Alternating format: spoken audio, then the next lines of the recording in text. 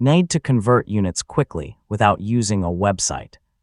Windows Calculator includes a built-in unit converter that lets you convert measurements such as length, weight, temperature, volume, speed, energy, data size, and much more. In this guide, I'll show you how to convert units with Windows Calculator in 2026. First, click the Start menu, search for Calculator, and open the app. Once it launches, you're ready to access the built-in unit conversion tools. Click the menu button in the upper left corner and scroll to the Converter section.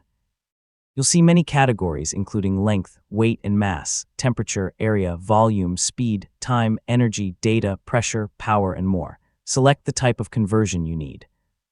For example, choose length if you want to convert meters to feet, or temperature if you need to convert Celsius to Fahrenheit. Type the value you want to convert, then select the source unit and the destination unit. The converted result appears automatically as you type, so there's no need to press an equals button. Switch between different categories to convert other types of measurements.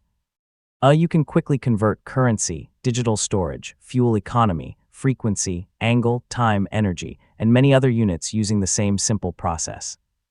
Windows Calculator is useful for school assignments, engineering work, cooking, travel, shopping, fitness tracking, and many other everyday situations. Keeping everything in one app makes conversions fast and convenient. And that's how to convert units with Windows Calculator in 2026. Whether you're converting measurements for work, study, or everyday life, the built-in unit converter provides fast and accurate results in just a few clicks. Thanks for watching, and I'll see you in the next tutorial.